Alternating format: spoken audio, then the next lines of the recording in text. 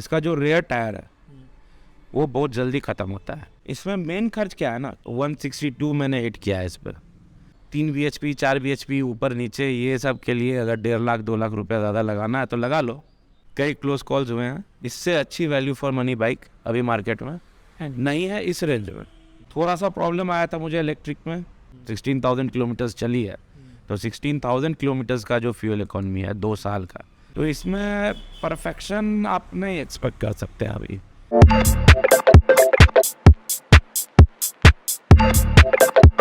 जब भी बात होती है एक पक्के स्पोर्ट टूरर की, तो हर इंसान के दिमाग में एक ही नाम आता है। जी हाँ, मैं डोमिनार 400 की बात कर रहा हूँ।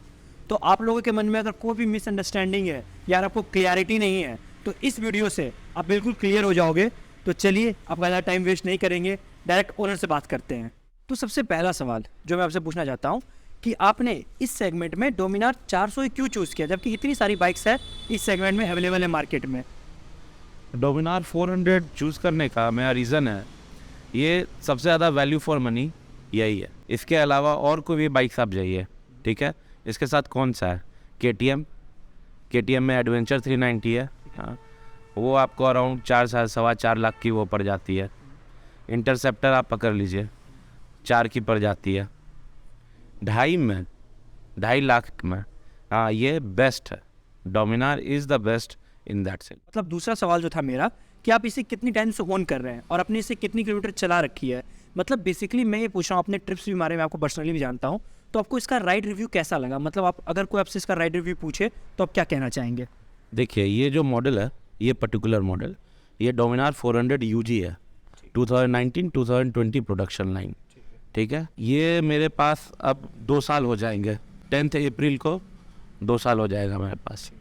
इसको लगभग 16,000 किलोमीटर में चला चुका हूँ, ठीक है, 2 साल में। As a everyday commuter use करता हूँ इस बाइक को मैं। रोज़ मैं अपने काम पे जाता हूँ इससे, वहाँ से आता हूँ, कहीं भी आने जाने का काम मेरा इसी बाइक से होता है। सिटी में चल रहा हूँ, आप जान ही रहे हो, सिटी में चलता हूँ। अगर कोई बाहर ट्रिप कोई कहीं गया भी हूँ, जो हाईवे राइडिंग ज़्यादा हुई भी है अगर, तो उसमें भी एक्सपीरियंस मेरा बहुत अच्छा रहा है इसके साथ। इसमें क्या है कि आप अपना एक नॉर्मल सा क्रूजिंग स्पीड जो कि अराउंड 120, 115, 110, जो अब हमारे इंडिया के हाईवेज पे सेफ क्रूजिंग स्पीड कही जा सकती है जिसको, उस क्रूजिंग स्पीड को आप मेंटेन कर सकते हैं, ठीक। और it can go day in and out, 24 घंटे आप चलाओ, कोई दिक्कत नहीं, आप थक जाओ, गाड़ी नहीं थकेगी। तो अगर बात करें इसके मेंटेनेंस कॉस्ट की, कि आपको सर्विस वगैरह इसकी कितनी पड़ती है, सिंस आप इतने दिन से इसे ओन कर रहे हो, क्या अगर छोटी मोटी कुछ खराबियाँ आई तो वो भी मुझे बताइए कि मतलब प्रॉपर जो मेंटेनेंस होता है, कुछ ख़राब हुआ नहीं हुआ, क्या सर्विस कॉस्ट है, मुझे एक ओवरऑल चीज़ जाननी है इसकी। सर्विसिंग कॉस्ट इस बाइक का आप देख लो कि अराउंड 2000 to 2400 पड़ेगा, ठीक है, जिसमें प्रॉपर सर्विस होता है, वॉशिंग हो गया, सारा कुछ, सारा चेकअप्स हो गए, जितना लिक्विड है उसका चेक, जैसे कि आपका कूलेंट है, मोबिल, ये मोबिल चेंज होगा, ऑयल फिल्टर चेंज होगा उसके साथ, फिर आपका एयर फिल्टर क्लीनिंग होगा या एयर फिल्टर चेंज होगा, ये सब जोड़ के अराउंड 2000 to 2500 ये सर्विस कॉस्ट पड़ता है। इसमें मेन खर्च क्या है ना, क्योंकि पावरफुल बाइक है, 40 bhp की पावर है, वैसे कोई ख़ास पावर नहीं है लेकिन पावर है, एंट्री लेवल में तो है। हाँ, इसको अगर आप चलाओगे और थोड़ा कमिटेड तरीके से चलाओगे, जैसे लीन कर रहे हैं हाईवेज पे, या थोड़ा हार्ड राइडिंग आप कर रहे हैं अगर इसके साथ, तो इसका जो रेयर टायर है वो बहुत जल्दी ख़त्म होता है। ये मैंने ये चेंज करवा चुका हूँ मैं, हाँ, ये एक सेट चेंज हो चुका है ये पिछला टायर, तो ये एक प्रॉब्लम है। बाकी इसमें सब कुछ ठीक ही है। एक थोड़ा सा प्रॉब्लम आया था मुझे इलेक्ट्रिक में, हाँ, उसमें प्रॉब्लम यही आया था कि ये जो स्विच है, ये स्विच गियर का बैकलिट है, बैकलिट लाइट्स है इसमें, हाँ, ये जलना बंद हो गई थी, तो ये अंडर वारंटी था तो वो चेंज हो गया। थोड़ी वो छोटी छोटी जो चीज़ें हैं, हाँ, यही है, क्योंकि अब इंडियन मैन्युफैक्चरर है तो इसमें परफेक्शन आप नहीं एक्सपेक्ट कर सकते हैं। अभी तो स्टार्ट ही हुआ है ना, तो आगे के दिनों में 10, 15, 20 साल बाद, हाँ, जो अपने यूरोपियन चाहे जापानीज़ मैन्युफैक्चरर्स हैं, उनके लेवल पे तब बात कर सकते हैं, लेकिन अभी हाँ फॉर एंट्री लेवल। और अभी तो स्टार्ट ही किया है डोमिनार। कितने साल हुए, 6 से 7 साल 8 साल हुए डोमिनार लॉन्च हुए। डोमिनार में क्या है कि 8 साल लॉन्च, 8 साल कोई लंबा एज नहीं होता है किसी भी बाइक के लिए। जैसे आप कोई अच्छी बाइक पकड़ लो, हायाबुसा या R1, आज लॉन्च नहीं हुई है, 30 साल 35 साल 40 साल से वो मॉडल कंटिन्यू चला आ रहा है, उसमें अपडेट्स आए हैं तो सुधार भी आए, वैसे ही इसमें भी होगा।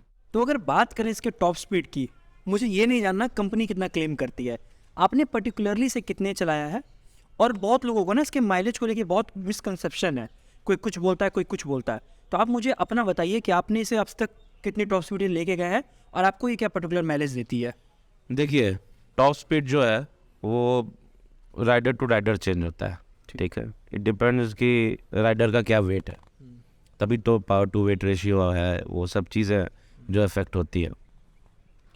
तो मेरा वेट जैसे ज़्यादा है, I am a bit fat, हाँ, तो उस हिसाब से मेरे, अगर मेरा POV आप जानना चाहते हैं तो ये 162 मैंने हिट किया है इस पर।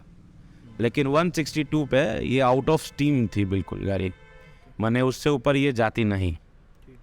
हाँ, और 162 अपने हाईवेज पे अच्छा ही स्पीड मैं मानता हूँ। 162 पे चलाना नहीं चाहिए। ये है कि एक बार गए 162 किया, वापस आ गए, फिर क्रूज़ करने लगे अपना 110 पे। कायदे से ऐसे चलना चाहिए लोगों को। और माइलेज की जहाँ तक बात करें तो अगर आप तेज़ चलाओगे तो माइलेज कम देगी। मेरी डोमिनार पर्टिकुलरली माइलेज कम देती है, उसका कारण है कुछ मॉडिफिकेशंस मैंने करवाए रखे हैं गाड़ी में। तो जो मेरा एवरेज फ्यूल इकॉनमी है जो आज तक का 16,000 किलोमीटर्स चली है, तो 16,000 किलोमीटर्स का जो फ्यूल इकॉनमी है 2 साल का, वो अराउंड 22 किलोमीटर पर लीटर है। और हाईवे पे 21 होगा, 21.5 होगा, शहर के अंदर ये 19 से 20 के बीच में देती है। तो अगर बात करें इसके हैंडलिंग की, सस्पेंसन की, मतलब आपने खुद इसे 16,000 किलोमीटर चला रखा है तो आप मुझे बेहतर बता पाएंगे। और थोड़ा ब्रेकिंग पे भी बात करते हैं, तो आप मुझे बताइए इन चीज़ों में, मतलब एक एक करके आप मुझे थोड़ा डिटेल में बताइए, हैंडलिंग कैसी है, सस्पेंसन कैसा है और ब्रेकिंग कैसा है? देखिए सबसे पहले पॉइंट ऑफ टॉपिक है आपका हैंडलिंग। तो हैंडलिंग ऐसा है कि स्टार्टिंग में थोड़ा कम्बरसम लगेगा सिटी में चलाने में, हाईवे पे तो नहीं लगेगा। हाईवे पे आप तेज़ चलाते हो, जहाँ आप 60 से ऊपर, कोई भी भारी बाइक अगर आप 60 से ऊपर गए, हाँ, तो उसका फिर वेट पता नहीं चलता है। सिटी में आपको यूज टू होना होगा, यूज टू हो जाइएगा तो वैसा फील नहीं आएगा इसमें। मुझे पर्टिकुलरली दिक्कत हुआ था स्टार्टिंग में, इसका जो ये हैंडल जो है, ये कॉलम जो है ये थोड़ा हैवी है, फ्रंट एंड हैवी बाइक है ये, ठीक है। तो अब सिटी में क्या है कि आपको निकलना पड़ता है काट के, आपको टर्न्स, सडन टर्न्स लेने होते हैं, ब्रेकिंग है, तो वैसे में स्टार्टिंग में प्रॉब्लम होती थी, अराउंड 3 to 4 months प्रॉब्लम हुआ, फिर you get use to it, और फिर आप आराम से इसको चला सकते हैं। फिर आपने बात की सस्पेंशन की। सस्पेंशन थोड़ा सा स्टिफ है, स्टिफ इन द सेंस कि क्रूज़र के जैसा सस्पेंशन नहीं है इसका। सॉफ्ट सस्पेंशन अगर आप खोजोगे वो नहीं है। हाँ, पॉट होल्स आएंगे तो डिस्टर्बेंस होगा, ठीक है। सस्पेंशन सॉफ्ट नहीं होने का कारण ये है कि हार्ड है तो फन टू राइड है, ओके, ठीक है। जब आप एक फ्लोइंग टर्न है, मान लीजिए राइट हैंडर टर्न है, फ्लोइंग है, तो उस पर अगर आप लीन कर रहे हो बाइक लेके और सस्पेंशन अगर आपका सॉफ्ट है, तो आपने टर्न में एंट्री किया, आपने ब्रेक मारा, ब्रेकिंग आप करोगे तो शॉकर बैठ जाएगा, हाँ, तो आप टर्न लेते टाइम डिस्टर्ब हो गए। जहाँ सस्पेंशन हार्ड रहता है वहाँ पे जब आप लीन करते हो ना, आप अंडर ब्रेकिंग भी अगर लीन कर रहे हो, कॉर्नर में एंटर कर रहे हो, तो उस समय नहीं पता चलता है कि गाड़ी बैठ रही है। तो इससे क्या होता है ना, कॉन्फिडेंटली आप टर्न ले सकते हो, किसी भी फ्लोइंग राइट हैंडर हो या लेफ्ट हैंडर टर्न आप आराम से ले सकते हैं। दिक्कत आता है कहूँ जहाँ थोड़ा सा बैड पैचेस ऑफ रोड मिल गया हाईवे पे या फिर शहर के अंदर भी, वहाँ आपको थोड़ा सा प्रॉब्लम होगा, लेकिन can't be anything, can't be perfect. ठीक है, थोड़ा सा अगर सॉफ्ट रहता, ज़रा सा सॉफ्ट हो सकता था, लेकिन ठीक है, अब यूज टू हो गया हो तो ऐसा फील नहीं होता है सस्पेंशन। फिर आपने बोला ब्रेकिंग का, ब्रेकिंग क्या है ना, थोड़ा सा सॉफ्ट है, ठीक, स्पेशली रेयर ब्रेक्स। एबीएस बहुत अच्छा काम करता है, पर्सनली टेस्ट कर चुका हूँ, अच्छा, कई क्लोज कॉल्स हुए हैं जिसमें एबीएस बहुत अच्छा काम किया है। In fact in between the corner जब लीन कर रहा था तो भी एक बार कस के ब्रेक लगाया मैंने, उसमें भी बाइक स्किड नहीं की, बैलेंस नहीं खोई, मैं पूरा कॉर्नर अपना कंप्लीट कर लिया। हाँ, तो ब्रेकिंग पे काम किया जा सकता है इसमें। उसमें क्या है कि अपना जो बजाज लगा के देती है इसमें ब्रेक पैड्स, आप वो चेंज कर दो, सेरामिक ब्रेक पैड्स आप लगा दो जो आफ्टर मार्केट आते हैं, ऑब्वियसली महंगे होते हैं। सिंस आपने बहुत सारी ट्रिप्स भी मारी है इस पर, तो आपको कोई इशू, आप पे कोई बैक पेन, मतलब मुझे आप ये बताइए कि आपका ओवरऑल राइडिंग एक्सपीरियंस कैसा रहा? Longest time which I have ridden this bike for is 12 hours. सुबह 8 बजे I left the house, रात को 8 बजे I came back to the house. In that time I rode it for around 525 kilometers. तो उसमें मेरा एक्सपीरियंस ठीक ही था, बाइक अच्छा परफॉर्म किए, क्योंकि फर्स्ट टाइम मैं लेके जा रहा था, इतनी पावरफुल बाइक थी, फर्स्ट टाइम मैं एक्सपीरियंस कर रहा था इसको हाईवे पे, तो थोड़ा सा एक्सपेरिमेंटल हो जाता है इंसान, मैं भी हो गया। तो 162 उधर ही टच किया था। अच्छा, और through out the ride around average speed आप अगर पकड़ो तो 105 110 का मेरा था। बीच बीच में लगातार आधे घंटे के लिए या 45 मिनट्स के लिए 135 140 तक चला रहा था मैं। तो बाइक परफॉर्म तो अच्छा कर रही थी, और ऐसा भी नहीं कि ओवर हीट हो रहा था, कुछ हो रहा था, कुछ नहीं हो रहा था। और उस समय क्लाइमेट भी ये नहीं था कि विंटर्स थे, नहीं, अक्टूबर के टाइम पे ये जो राइड मैंने की थी वो किया था। तो एक्सपीरियंस में अच्छा ही था। कुछ चीज़ें हैं, अब जैसे आप इन द सैडल आप बैठ रहे हैं, तो अब बाइक है, इसको हर तरह का आदमी चलाएगा। एक हैवी बोन जो मोटा जिसको बोला जाता है, तो एक fat man can also ride A bike. तो उसमें थोड़ा एक्सपीरियंस यही रहा कि बट चीक्स में थोड़ा दर्द था, बाकी कोई इट परफॉर्म्ड वेल। हाँ, वो भी अगर मैं थोड़ा हल्का होता, शायद 100 के नीचे रहता तो नहीं होता, बाकी तो ठीक था। तो अभी जो करंट मार्केट सिनेरियो चल रहा है, तो अभी एट प्रेजेंट 2023 में ये बाइक लोगों को कंसीडर करनी चाहिए या नहीं? वो डिपेंड करता है कि आप क्या खोज रहे हो बाइक में, ठीक है। अब लोगों के पास पैसे बहुत होते हैं, मेरे पास नहीं थे, तो एक ऐसी बाइक ली मैंने जो हर चीज़ का मज़ा मुझे दे सके। मतलब इसमें मैं टूरिंग भी कर सकता हूँ, तेज़ भी चला सकता हूँ, कॉर्नरिंग भी कर सकता हूँ। अगर ऐसा होता कि पैसे की कोई बात नहीं होती, वो एक कमिटेड स्पोर्ट्स बाइक रखता 300 सीसी की, एक रखता स्पोर्ट्स टूरर 300 सीसी का, एक क्रूज़र 300 सीसी का, एक कम्यूटर। तो ऐसा नहीं कर सकते ना। तो एक बाइक में अगर आप सब चीज़ ढूंढ रहे हो तो this is the perfect bike for that.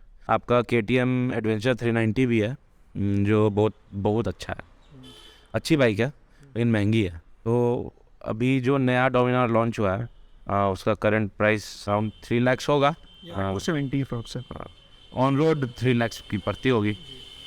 Adventure 390 जो है वो आपको 4.5 के लगभग की पड़ेगी।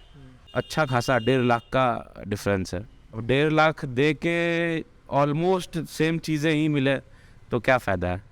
और इंजन तो सेम ही है, 373, ठीक है, DOHC सेटअप है, लिक्विड कूल्ड है, गियर बॉक्स सेम है, अब मेरी बाइक है डोमिनार, तो मैं तो अब बहस रहूँगा ही इसके तरफ। आप ही बताओ 3 लाख के रेंज में और कौन सी बाइक है जो इससे कम्पीट कर सके।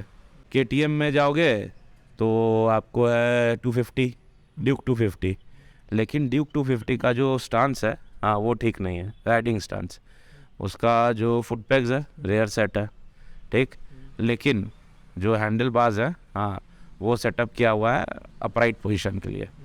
तो आप जब बैठते हो उस पर तो आपका दोनों पैर पीछे हो जाता है, ठीक, लेकिन कमर से ऊपर आप ऐसे नहीं होके, लीन नहीं होके सीधे ही रहते हो। ओके। तो वो थोड़ा सा अनकंफर्टेबल लगता है मेरे को। लॉन्ग डिस्टेंस पे तो लगेगा ही लगेगा, सिर्फ मुझे नहीं पतले लोगों को भी। तो एक वो प्रॉब्लम है उसके साथ। खैर इंजन बहुत अच्छा है, हाई कंप्रेशन इंजन है। ड्यूक्स में तो है ही हाई कंप्रेशन इंजन। 390 भी पकड़ लो आप, ड्यूक 390, हाँ वो हाई कंप्रेशन इंजन है, इसीलिए वो 44 bhp का पावर प्रोड्यूस कर रहा है, ये 40 bhp का पावर है। तो ये सब डिफरेंस है। अब 3 bhp 4 bhp ऊपर नीचे ये सब के लिए अगर 1.5 लाख 2 लाख रुपया ज़्यादा लगाना है तो लगा लो, जिसका पैसा है, जिसको लेना है उसका मन है। लेकिन अगर एक सही डिसीजन मेकिंग पे अगर आए तो डोमिनार अभी भी बेस्ट VFM है, वैल्यू फॉर मनी। इससे अच्छी वैल्यू फॉर मनी बाइक अभी मार्केट में नहीं है इस रेंज में। बाकी तो ऊपर नीचे बहुत सारी बाइक्स है। इधर ये आपका रॉयल एनफील्ड में अगर आप जाओ, क्लासिक फिर से लॉन्च हुई, एक हंटर भी है, लेकिन हंटर क्या है कि 350 cc है, कम्यूटर, उसमें पावर उतना नहीं है, 20 bhp का ही है।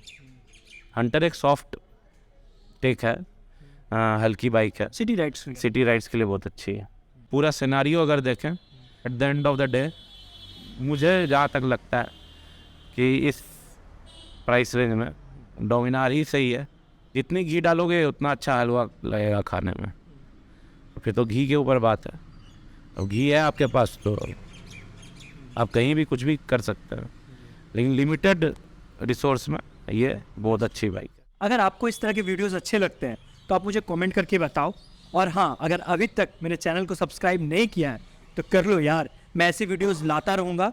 और आप मुझे मतलब अभी तक मैंने सोचा नहीं है अगली वीडियो किस पे बनानी है, तो आप मुझे कमेंट डाउन करके ये भी बता सकते हो।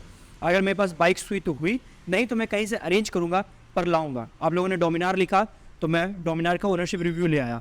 तो आप लोग कमेंट डाउन करके मुझे नए नए टॉपिक्स भी दो और आप पूछो मुझसे आपको क्या पूछना है। I'm a mess, wanna guess how I gonna lose trust.